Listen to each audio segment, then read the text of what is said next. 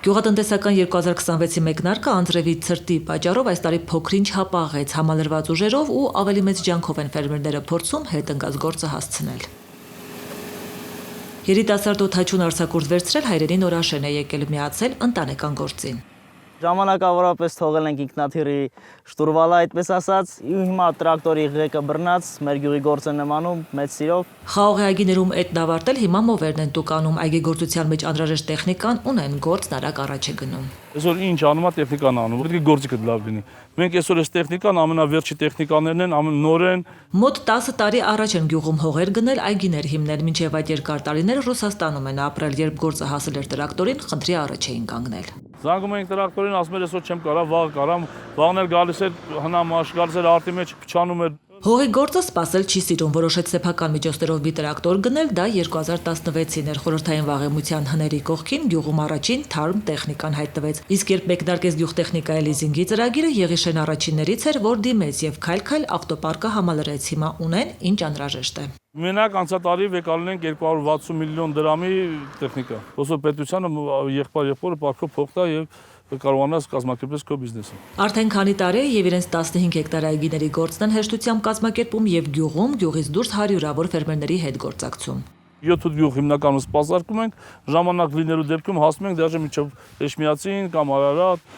Նոր գյուղտեխնիկայի օգնությամբ գյուղաշխատանքն ավելի դյուրին է, ավելի արդյունավետ, արտադրողականությունն է ավելանում, բերքահավաքի կորուստներն են նվազում, այս ու նաև այն պատճառով, որ Հայաստանում գյուղտեխնիկայի պարկն արդեն վաղուց հնամաշ էր ու համալրման կարիք կար, գյուղտեխնիկայի լիզինգի ծրագիրը դարձավ ամենապահանջվածներից մեկը գյուղոլորտում։ Արդեն իսկ ծրագրի մեկնարկից մինչ օրս ձեռք է բերվել 5483 միավոր գյուղատնտեսական տեխնիկա, լիզինգի պորտֆելի գումարը կազմում է 23.9 միլիարդ դրամ եւ կառավարությունն այս ընթացքում սուբսիդավորել է 4.6 միլիարդ դրամը։ Կառավարության աջակցությամբ գյուղտեխնիկան սահմանամերձերում հասանելի է անտոկոս լիզինգով, իսկ ընդհանուր 2% տոկոսադրույքով սահմանված է 20% կանխավճար։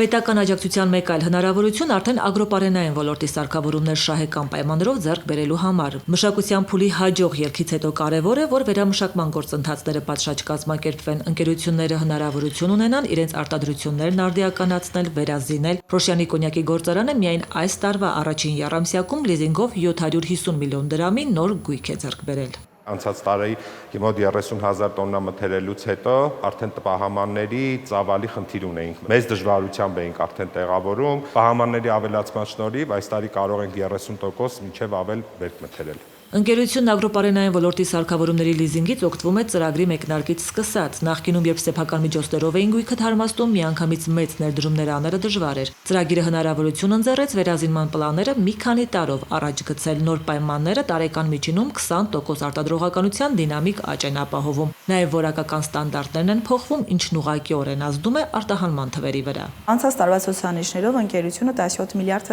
դրամի արտահանում է իրականացել աշխարհի բոլոր երկրներում։ Արտահանումը ընկերության ընդհանուր շրջանառության 70%-ն է կազմում։ Ընկերության լիզինգի պորտֆելն արդեն մոտենում է սահմանված մաքսիմումին, մոտ 1 միլիարդ 800 միլիոն դրամի գույք են ձեռք բերել, իսկ ընդհանուր 3600-ից ավելի միավոր սարքավորումներ են տնտեսվարողներն այս տարիներին վերցրել լիզինգով 55.1 միլիարդ դրամ արժողությամբ։ Կառավարությունը սուբսիդավորել է 14.4 միլիարդ դրամը եւ սպասում է նոր հայտերի։ Կառավարությունը փոխհատուցում է տրամադրվող լիզինգի 10%-ային կետը,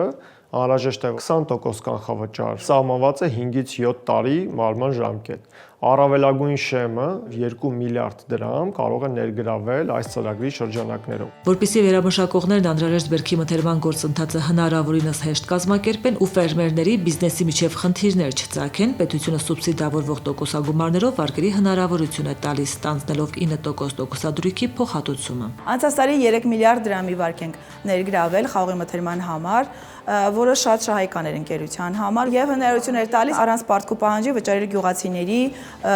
վճարումները։ Ծրագիրը ներառում է ոչ միայն խաղողի, պտղի, բանջարեղենի վերամշակման ոլորտը, կաթ վերամշակողներն էլ կարող են հնարավորությունից օգտվել։ Արդեն 83700 բերքի գնման պայմանագիր է կնքվել, ընդհանուր առմամբ 141 միլիարդ դրամ ներգրավում է տեղի ունեցել եւ դա այն գումարն է, որ վերամշակող կազմակերպությունները վճարել են ֆերմերներին։ Որպեսզի հնարավոր լինի մթերման ծավալները չսահմանափակել, կառավարությունը ծրագրով մեկ կարևոր հանձնառություն է ստանձնել։ Եթե գրավի պայմանները չեն բավարարում, ապա ելնելով այն հանգամանքից, թե նախորդ տարի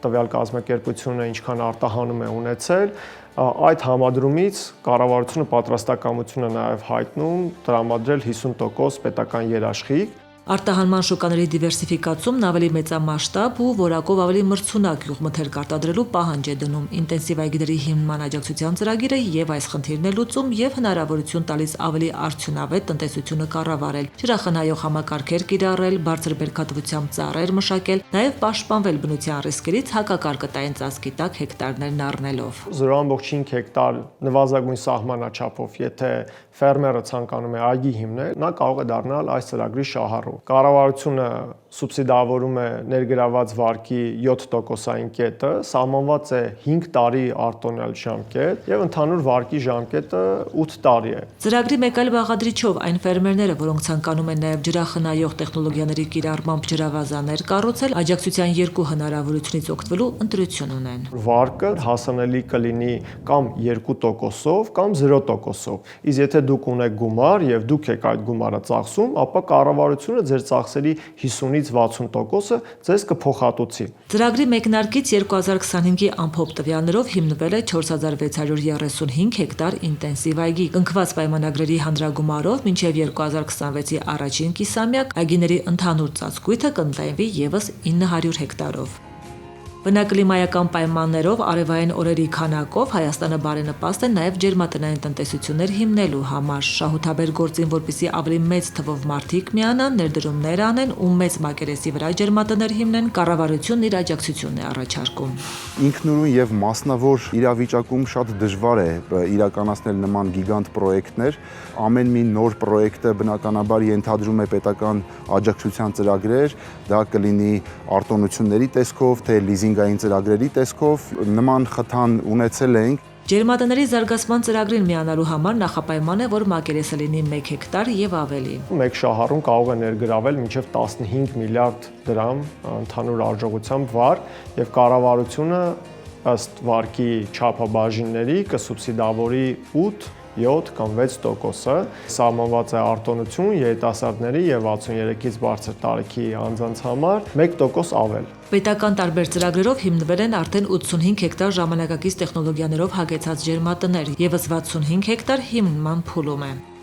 Կանաչերը ունի արդեն։ Թալինցի ֆերմերը մոտ 15 հեկտար հող ունի, 10-ի վրա գարնանագարի է ցանում, 5 հեկտարը թողնում աշտանացան ցորենին, արդեն քանի տարի է բացառապես էլիտար հավաստագրված սերմերով է ցանքս իրականացնում։ Հին սերմերը, որ մշակում ենք, բերքը շատ չի լինում, էլի, ասենք մի 2 տոն, 2 տոն ու կես, էլիտար սերմերը մշակում ենք մոտ մի 3-3.5 տոննա ստանում ենք, էլի, հեկտարից։ Որ հողերն անմշակ ու պարապ չմնան, ավելի շատ հեկտարներ մշակվեն ու բերքն էլ շատ լինի ու որակով, կառավարությունը բուսաբուծության աջակցության ծրագրով հնարավորություն է տալիս, որ ֆերմերներն իրենց գարնան աշտանցանքսն ավելի մատչելի իրականացնեն։ 1 հեկտարի մշակության համար, եթե հավաստագրված սերմերով է, պետությունը ծախսի փոխհատուցում է տալիս 70-ից մինչև 110,000 դրամ, կախված մշակաբույսից։ 2025 թվականին